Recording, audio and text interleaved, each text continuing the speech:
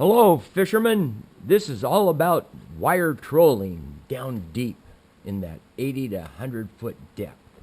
Check this out. Come on, fish.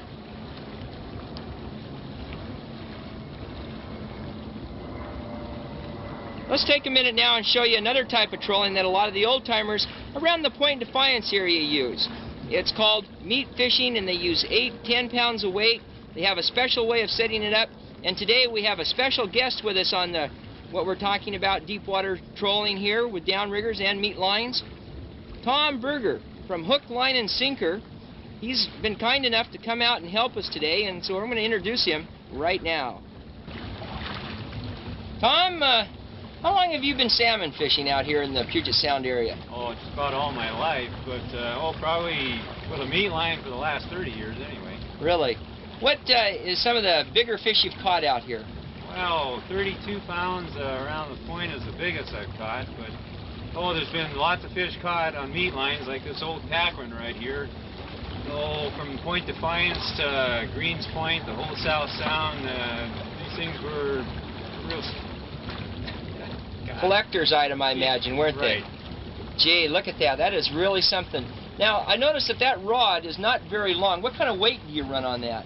Well, they run anywhere from 4 to 6 pounds. You're dealing with a lot thinner diameter line than you are with your downriggers. This is 90-pound test, so really 4 pounds will cut the water a lot finer than, say, a downrigger using 150 to 225-pound test line. So really the weight, you don't need near the weight with a meat line as you do with a downrigger. Well, I noticed too now on the end of this, I can't help but ask, now that is a pulley and a half. Now what is there about this pulley? Why do you need such a large pulley on the end of your rod? Well, it enables you to bring up your line and your fly line, well, what we call fly line is 50-pound test monofilament. But instead of having small guides, you can bring this all the way through. You can detach your sinker, and then you can crank everything right up to the guides, your fish, so on and so forth, and you can guide it into the net. Now I noticed that you have a counter on that pulley. What's the counter for? Now that's something I've never seen before. Tell me a little bit about that. Well, Doc, it's kind of my own invention. This is just your standard cold strand pulley, 4-inch diameter. We put a counter on it. You have to remember, just like in your downrigger, the counter is to be used as a reference point. It's not exact. If you're in 150 feet of water and your counter says 150 feet, you're probably really only fishing at about 120 to 115 feet. But if you use it as a reference point and you start getting fish, you can always go back to that point, depending on your trolling speed, etc. What do you have there on that reel? Now, I noticed that reel is a little bit different than maybe I've been used to seeing in the past. You know, I've been using these pen reels. This looks like something out of an old textbook or something. Talk to me about that reel. Well, these are pretty basic. These are pretty basic reels. These are old pack runs. It's got an extension handle on it. They became real popular in the 50s. Right after the war, they went from antenna reels to pack run reels, from pack runs to your Graham reels, and of course now you got the state-of-the-art Albee reels for meat lining, if there is such a thing as the state-of-the-art. However, these pack runs, you're still going to see a lot of them around. Parts are unavailable anymore, but worst comes to worst, you can always run a screwdriver through these holes and you have just a direct breakdown. So that's what it is, and just direct drive. Is there a drag on that at all, or is it called the old knuckle buster? Well, these are an old knuckle buster, but there is a drag as such. And your drag, but your handles are still going to turn around. Yeah. So consequently, it's going to bang you in the knuckles. But these old reels have caught an awful lot of fish, from Point Defiance to Olympia. Now that reel, let me look at that thing one more time. Give me a little bit better close-up on it. Now explain to me what we have here. What are all the ins and outs of this reel? What kind of material is it made out of? Well, it's solid brass with a plating. You've got an extension handle. You've got a basic drag with washers.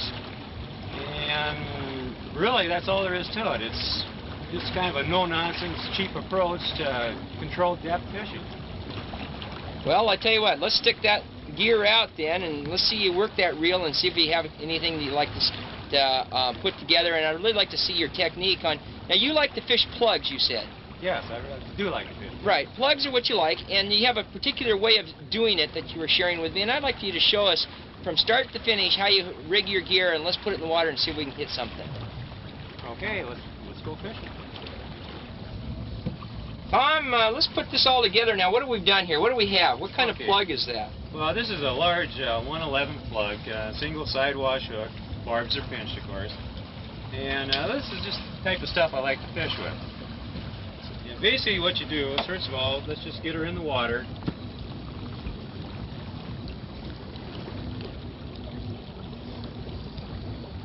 What we're going to do is we're going to let out our fly line, which on this particular rod is about 15 feet. Now I notice there's a swivel assembly there. What is that exactly? What's happening here? Okay, now this is where we're going to attach our weight. We don't use a snubber on this, and this allows us to take the weight totally off once we get a fish on. Really? Now let's see that hookup setup. Hold that up for me so I can really get a good close-up. Okay, you got a clothespin commercial snap, piece of green cutty hunk with a couple swivels. And all it does is attach like so. I see, and it slides up and down that cutty hunk. That's right. The cutty hunk, you can just replace it easier than having to slide up and down the cable. And then how many pounds of weight are we looking at here? This particular weight right here is 5 pounds. And how long a leader is that from that release? Approximately 3 feet, but that's really up to the individual. It so doesn't now, really matter. what I see here is you're going to feel this weight bounce the bottom, much of what I was doing with Gordon. Is that what you're going to do?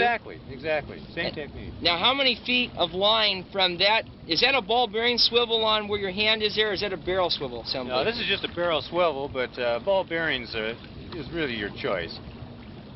I see. And then how many feet a leader is going from that swivel assembly to the plug?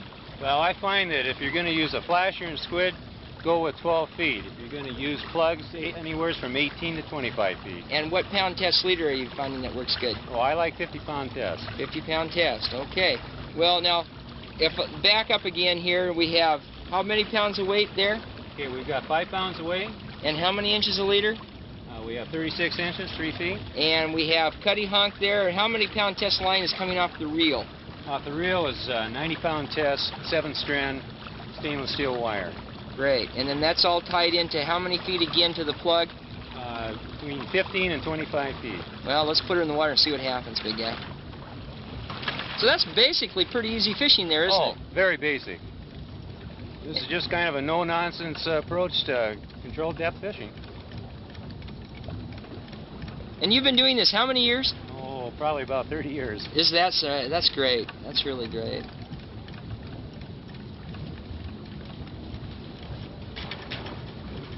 Now I notice that you're not letting it down by your hand. This looks like a trick that you've learned over the years.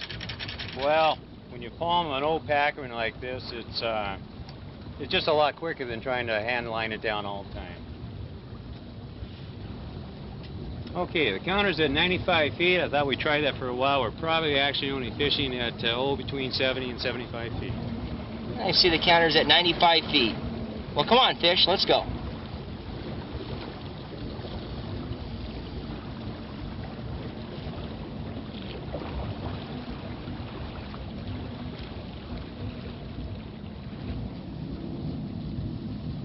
Tom, over the years, I can see that reel has probably caught more fish. It's probably older than I am, you know. Is there anything new been developed? Has anything new been developed over the years? Oh, we got all sorts of new tricks now. For example? Well, LV Reels out of Australia has a real humdinger going. Really? Yeah, can you show us that, please? You bet. Let's take a look at it. John, come on, fish. Okay, this is the LV Reel. It's basically your same setup as with your pack run, except you got a nice fiberglass body, stainless steel side plate, and you have no more knuckle buster. You have a nice star drag system that'll hold a whale.